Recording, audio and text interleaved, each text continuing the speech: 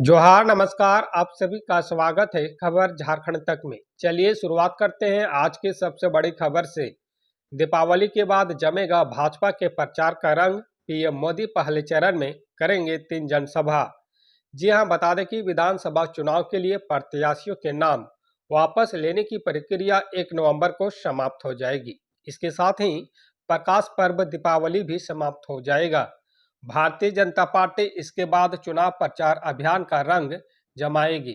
बता दें कि पीएम मोदी 4 नवंबर को गढ़वा चाईबासा में प्रचार करने आएंगे, जबकि गृह मंत्री अमित शाह 3 नवंबर को सिमरिया, घाटशिला और बरकट्ठा में भाजपा प्रत्याशियों के लिए चुनावी सभा करेंगे। छठ पर्व के बाद पीएम मोदी की एक सभा और होगी। पहले चरण के चुनाव के लिए पीएम मोदी कुल 3 जनसभा को संबोधित करेंगे। इसके बाद दूसरे चरण में भी वो 3 जनसभा करेंगे। पीएम मोदी रांची में एक रोड शो भी कर सकते हैं। इसके अलावा उत्तर प्रदेश के मुख्यमंत्री योगी आदित्यनाथ की सबसे अधिक सभाएं होंगी। भाजपा प्रत्याशियों की तरफ से भी योगी आदित्यनाथ की सभा के लिए सबसे ज्यादा मांग की गई है। धनबाद और गिरिडीह से सटे विधानसभा क्षेत्रों में बंगाल भाजपा के नेता शुभेंदु अधिकारी की सभा की भी मांग प्रत्याशियों द्वारा की गई है।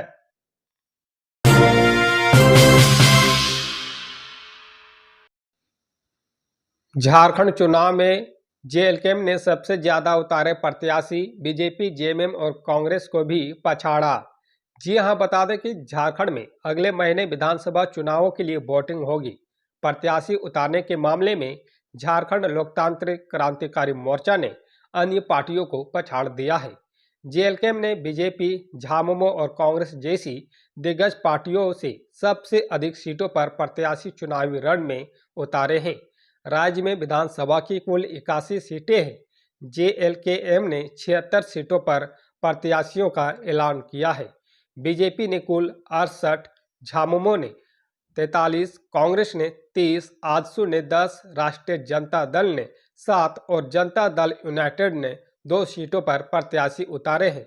झारखंड में एनडीए और इंडिया गठबंधन से इतर जेएलके को तीसरी राजनीतिक शक्ति के तौर पर देखा जा रहा है।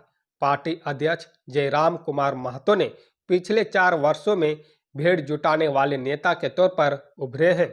महतो साथियों के साथ साथ मिलकर पिछले 3-4 वर्षों से झारखंडी भाषा खतियान संघर्ष समिति नामक संगठन चला रहे थे।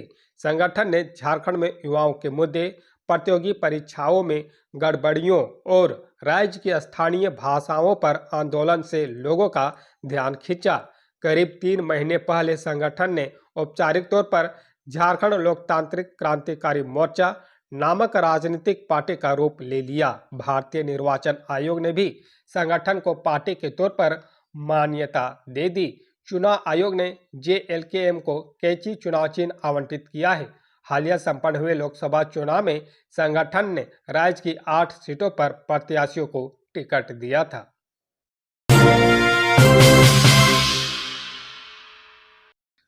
इस चुनाव में सोरेन वंश का राजनीतिक अंत होगा, झारखंड में भाजपा का बड़ा दावा।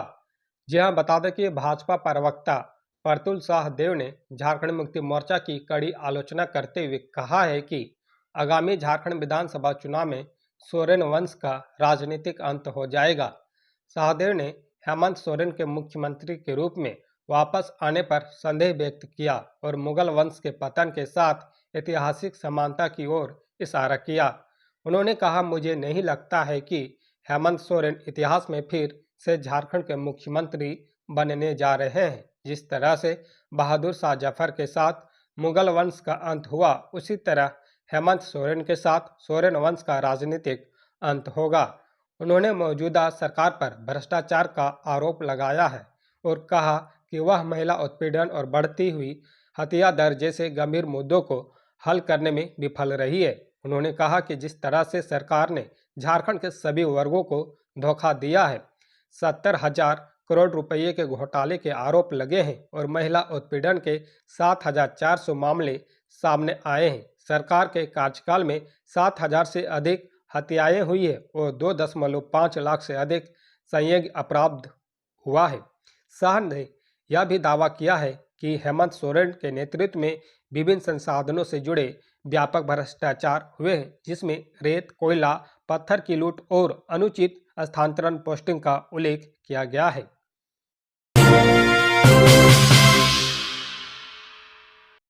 वोटर लिस्ट में नाम है तो वोटर आईडी कार्ड के अलावा 12 दस्तावेज अन्य दिखाकर भी कर सकते हैं वोट।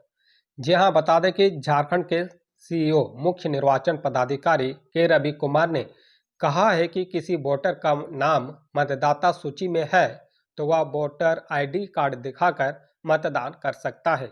इसके अलावा चुनाव आयोग द्वारा चिन्हित अन्य 12 पहचान पत्रों में से किसी एक दस्तावेज को दिखाकर वोटिंग कर सकता है। इन दस्तावेजों में आधार कार्ड, पैन कार्ड और ड्राइविंग लाइसेंस समेत अन्य शामिल है।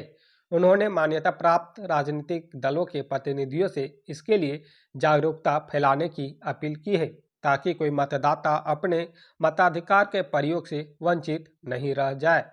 वे बुधवार को धुरवा के निर्वाचन सदन में मान्यता प्राप्त पार्टियों के प्रतिनिधियों के साथ साथ बैठक कर रहे थे। बता दें कि रवि कुमार ने कहा कि भारत निर्वाचन आयोग द्वारा मतदाता पहचान पत्र के अलावा अन्य 12 पहचान पत्र चिन्हित किए गए हैं। उन्हें दिखाकर मतदाता सूची में नाम रहने पर वोट कर सकते हैं। बता दें कि इन 12 वैकल्पिक फोटोयुक्त पहचान पत्र में आधार कार्ड, मनरेगा job card, driving licence, PAN card, भारतीय पासपोर्ट फोटो सहित पेंशन दस्तावेज केंद्र राज्य सरकार, पीएसयू, सार्वजनिक लिमिटेड कंपनियों द्वारा कर्मचारियों को जारी किए गए फोटोयुक्त सेवा पहचान पत्र, बैंक डाकघर द्वारा जारी फोटोयुक्त पासबुक, राष्ट्रीय जनसंख्या रजिस्टर के तहत आरजीआई द्वारा जारी स्मार्ट कार्ड, श्रम मंत्रालय की योजना के तहत जारी स्वास्थ्य बीमा स्मार्ट कार्ड और भारत सरकार के सामाजिक न्याय मंत्रालय द्वारा दिव्यांगजनों को जारी यूनिक डिसेबिलिटी आईडी शामिल है।